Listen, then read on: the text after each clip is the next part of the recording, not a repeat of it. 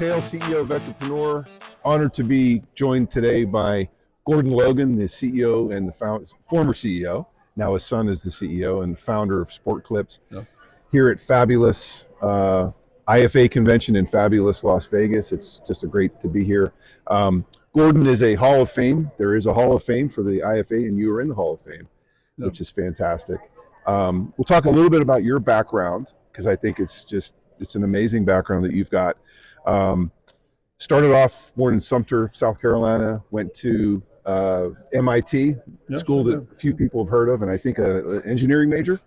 Mechanical engineering. Mechanical engineering at MIT, and then went to work in private practice, I think for a subsidiary or a joint venture with Dow Chemical.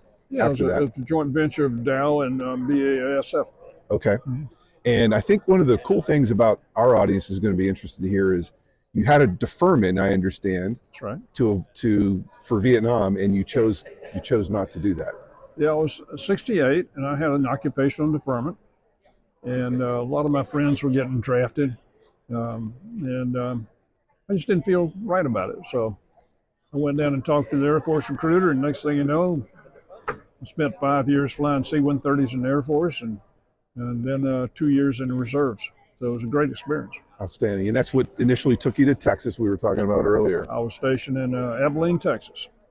And then from there, went to another phenomenal school, the University of Pennsylvania, Wharton School of Business, Yeah. got your MBA. Right. And then went to work for Price Waterhouse in Houston. Yeah, I was looking for someplace and some way to get back to Texas. And the fellow that ran the consulting group in Houston was a Navy vet. He was enlisted in World War II and was on the aircraft carrier.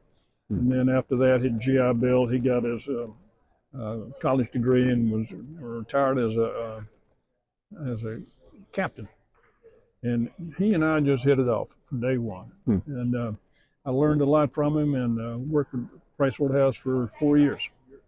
Nice. Yeah, outstanding. And then I think from there, got into command performance. That's right. I read an article in the Wall Street Journal about this new hair care franchise, and for some reason, I'm not sure exactly why, I wound up being a franchisee of Command Performance.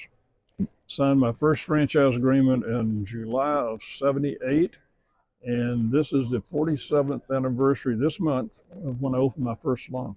47 years. Wow. 47 years. So when we talk about you're so humble, and but when we talk about being a legend in franchising, it's just amazing what you've done. So from there, and I know your wife Betty is a former hairstylist, She is, yeah. from what I understand. Correct. And so you got into Command Performance. I know there were you worked through a lot of challenges there. Well, it went bankrupt about 15 months after I opened my first salon. So yeah, that was a challenge. Yes.